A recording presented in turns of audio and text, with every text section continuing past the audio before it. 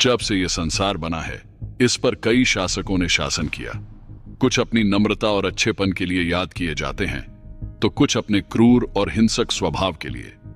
बात जब क्रूरता की हो तो हिटलर का नाम जरूर याद आता है। उसका जिक्र होते ही हमारे मन में एक क्रूर और निर्दयी शासक की छवि उभर आती है।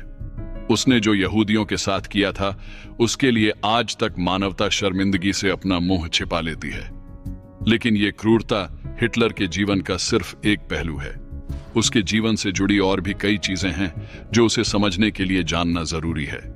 जैसे कि हिटलर की सोच ने जिस तरह आकार लिया, उसमें भारत की भी एक अहम भूमिका थी। यह जानकर विश्वास नहीं हो रहा ना? लेकिन जब आप हमारी ये किताब सुनेंगे तो शायद आप इस बात को मानने लगें। हिटलर ने अपने पूरे करियर के दौरान भारत के बारे में बहुत सोचा, बात की, पढ़ा, चर्चा की और इसके प्रति जहर उगला। आज तक कई किताबें हिटलर और नाजी विचारधारा के बारे में लिखी गई हैं, लेकिन नाजी नेताओं द्वारा भारतीयों के प्रति नस्लवाद और उनके नस्लीय अत्याचारों के बारे में बहुत कम रिसर्च हुई है। इस किताब के द्वारा हम आपको बताएंगे कि क्यों हिटलर हम भारत के लोगों को एक हीन जाति के रूप में देखता था, क्यों उसे लगता था कि हमें केवल अंग्रेजी शासन ही संभाल सकता है।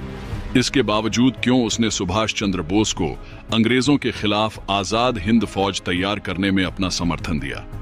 क्या अचानक से उसका हृदय परिवर्तन हो गया था? क्या वो सचमुच अंग्रेजों से हमारी आजादी चाहने लगा था, या ये सिर्फ उसकी एक चाल थी? और आखिर क्यों भारतीय नेता अपनी आजादी के लिए हिटलर जैसे नेता का समर्थन प्राप्त करना चाहते थे? क्या ऐसा करने से उन्हें कोई नैतिक दुविधा महसूस होती थी?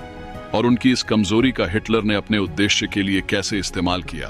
ये सब जानने के लिए सुनिए वैभव पुरंदरे की लिखी ये किताब हिटलर एंड इंडिया।